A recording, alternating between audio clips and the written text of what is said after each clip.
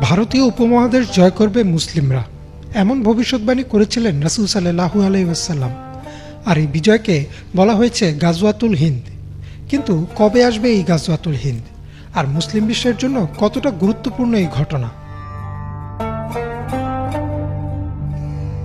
গাজওয়া শব্দের অর্থ হচ্ছে অভিযান, আর হিন্দ হচ্ছে একটি জায়গার নাম। 1400 বছর আগে বর্তমান ভারত, বাংলাদেশ, মিয়ানমার, পাকিস্তান, আফগানিস্তান, ভুটান ও শ্রীলঙ্কাকে একসাথে বলা হতো হিন্দ, অর্থাৎ বর্তমান ভারতীয় উপমহাদেশই হচ্ছে হিন্দ। আর মহানবী সাল্লাল্লাহু আলাইহি ওয়াসাল্লাম 1400 বছর আগে বলেছিলেন মুসলিমরা বিজয় করবে এই অঞ্চল।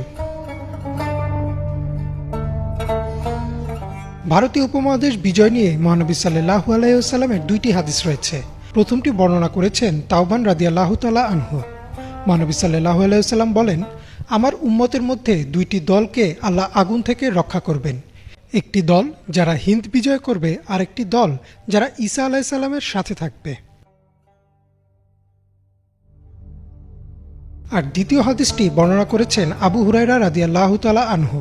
তিনি বলেন, মহানবী সাল্লাল্লাহু আলাইহি ওয়াসাল্লাম ওয়াদা করেছেন যে আমরা হিন্দ বিজয় করব। আমি যদি সে সময় থাকি আর শহীদ হই, তবে আমি হব সেরা শহীদদের একজন। আর আমি যদি বেঁচে ফিরি, তাহলে আমি আবু হুরায়রা, যে কিনা আগুন থেকে বাঁচল। রাসূল সাল্লাল্লাহু আলাইহি ওয়াসাল্লামের প্রথম হাদিস মতে যারা হিন্দ বিজয় করবেন তাদের আল্লাহ জাহান্নামের আগুন থেকে রক্ষা করবেন। কিয়ামতের আগে যখন ঈসা আলাইহিস সালাম পুনরায় পৃথিবীতে ফিরে আসবেন এবং তার সাথে যে সহযোদ্ধারা থাকবেন তাদের সাথেও তুলনা করা হয় হিন্দ বিজয়ীদের।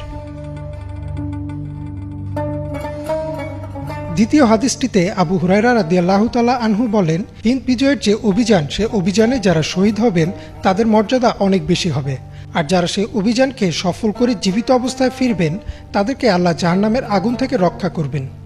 এই হাদিস থেকে এইটা স্পষ্ট যে এই গাজওয়াতুল হিন্দ কতটা গুরুত্বপূর্ণ ও বড় ঘটনা। হাদিস দুইটি থেকে বোঝা যায় যে ভারতীয় উপমহাদেশ মুসলিমদের দখলে আসবে। তবে তা কি ইতোমধ্যে হয়ে গেছে নাকি ভবিষ্যতে হবে, এ নিয়ে রয়েছে নানা মতভেদ। কারো মতে 712 খ্রিস্টাব্দে উমাইয়াদ খিলাফতের আমলে মুহাম্মদ ইবনে আল কাসিমের সিন্ধু ও মুলতান বিজয় ছিল এই গাজওয়াতুল হিন্দের শুরু, যা পরবর্তীতে দিল্লি সুলতান আমল ও সর্বশেষ মুঘল আমল পর্যন্ত বিস্তৃত ছিল। আবার কারো মতে এই বিজয় এখনও বাকি এবং ইমাম মাহদির আগমনের পর বা আগে হবে এই বিজয়। তবে আসলে কি হবে তা আল্লাহ ভালো জানেন। ইমরান মাহমুদ, বাংলা ভিশন।